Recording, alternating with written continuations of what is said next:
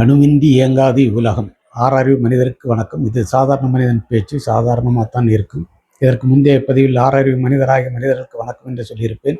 ஒரு நண்பர் சொன்னார், இல்லை நீங்கள் ஆறறிவு மனிதருக்கு என்று சொன்னால் போதும் என்று சொன்னார். இந்த இரண்டுக்கும் வார்த்தைக்கும் வித்தியாசம் இருந்தால் உங்களுடைய கருத்துக்களை சொல்லுங்கள். நமது பாரத தேசம், இந்தியா, இந்த இரண்டையுமே எல்லோருக்கும் பிடிக்கும். இருந்தாலும் சில பேருக்கு இந்தியா என்று சொன்னால் போதும், அவர்களுக்கு அதுதான் பிடிக்கும். சில பேருக்கு பாரத தேசம் என்று சொன்னால் அதுதான் பிடிக்கும். அப்படிப்பட்ட பாரத தேசத்தை தாங்கக்கூடிய 4 தூண்கள், நாற்காலியின் 4 கால்கள் என்று வைத்துக்கொள்வோம். அதில் ஒரு கால் மீடியா. அந்த மீடியா கால் ஆட்டம் கண்டு இருக்கின்றது. அந்த ஆட்டத்தை இருக்க வேண்டும். ஏனென்று சொன்னால் இன்றைய பாரத பிரதமர் அவர்களை எவ்வளவுக்கு அவதூறு செய்ய முடியுமோ சில பதிவுகள் அப்படி வருகிறது. கேலி சித்திரம் போட்டு யோசியுங்கள், அது சரியா என்று. ஏனென்று சொன்னால் நமது பாரத பிரதமரின் தாயார் அவர்கள் காலமான போது உலக தலைவர்களே வந்து அஞ்சலி செலுத்தக்கூடிய நிலையிலும் அதையெல்லாம் எதிர்பார்க்காமல் தன்னுடைய தாயாரின் இறுதிச் சடங்கை முடித்துவிட்டு அடுத்த நிமிடமே தன்னுடைய வேலையை பார்க்க தொடங்கியவர் தான் நமது பாரத பிரதமர். அப்படிப்பட்ட பிரதமரை இப்படி செய்கிறது சரிதானா என்று யோசியுங்கள். அதேபோல் நமது முதலமைச்சரையும் கேலி கிண்டல் செய்யக்கூடிய முறை இருக்கக்கூடாது. அது வன்மையாக கண்டிக்கத்தக்கது. சரிங்களா? ஏனென்று சொன்னால் நம்ம தேர்ந்தெடுத்து நமது பிரதமர், நமது முதலமைச்சர் அப்படி தான் இருக்க வேண்டும். அதுவும் 140 கோடி மனிதர்களின் பிரதமர். எல்லோருக்கும் எல்லோரையும் பிடிக்காது. அப்படி யாரும் நடக்க முடியாது. அதனால் உங்களுடைய எதிர்ப்பு அடுத்த தேர்தலில் காட்டிக்கொள்ளுங்கள்.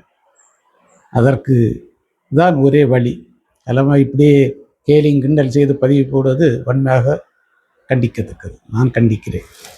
சரி, ஜனாதிபதிக்கு தேர்ந்தெடுத்தாச்சு, பதவி பிரமாணம் செய்து வைக்க வேண்டும். அதற்கு யார் வைக்க வேண்டும் என்றால் உச்சமன்ற நீதிபதிகளில் ஒருவர் பதவி பிரமாணம் செய்து வைப்பார்கள். இனி அப்படி இருக்கக்கூடாது. ஜனாதிபதிக்கு பதவி பிரமாணம் செய்து வைக்கக்கூடியது ஒரு நாற்காலி.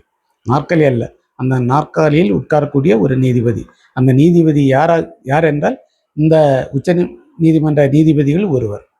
அவர்கள் தேர்ந்தெடுத்து அனுப்பக்கூடிய நீதிபதி தான் ஜனாதிபதிக்கு பதவி பிரமாணம் செய்து வைக்க வேண்டும். சரியா? பதவி பிரமாணம் செய்து முடித்தவுடன் அந்த பதவியும் காலி. அந்த நீதிபதிக்கு பணிக்கால பலன்கள் அத்தனையும் கொடுத்து வேறு எந்த பதவியும் அவர்களுக்கு கொடுக்கக்கூடாது. அதுதான் உச்ச பதவி அவர்களுக்கு. அடுத்து ஜனாதிபதி தான். அதன் பிறகு உச்ச பதவி ஜனாதிபதிக்கு தான். அப்படி என்றால் இந்த மீடியா ஏதாவது குறைகள் இருந்தனால் அவர்கள் உச்ச நீதிமன்றத்தில் வழக்கு தொடுத்து அந்த கோரிக்கையை உச்ச நீதிமன்றம் ஏற்றுக்கொண்டால் பாராளுமன்றத்துக்கு அனுப்பலாம். பாராளுமன்றம் வந்து ஜனாதிபதிக்கு அனுப்பலாம். ஜனாதிபதி அதுக்கு ஒப்புதல் கொடுத்து விட்டால் அது சட்டம். அதேபோல் நீதித்துறைக்கும் சில கோரிக்கைகள் இருந்தால் அதையும் பாராளுமன்றத்துக்கு அனுப்பி பாராளுமன்றம் நிறைவேற்றி ஜனாதிபதிக்கு அனுப்பி ஒப்புதல் வாங்கிவிட்டால் அதுவும் ஏற்றுக்கொள்ளக்கூடிய சட்டம். அதேபோல் பாராளுமன்றம் நிறைவேற்றக்கூடிய எந்த சட்டமும் ஜனாதிபதி கையொப்பமிட்டால் அதோடு அந்த சட்டங்களை எதிர்க்கக்கூடிய யாரும் கிடையாது, எதிர்க்கக்கூடாது, அதுக்கு தடை வாங்க முடியாது. அப்படி ஒரு நிலையை தான் இந்த நாற்காலி பதவி பிரமாணம் செய்து வைக்கக்கூடியது.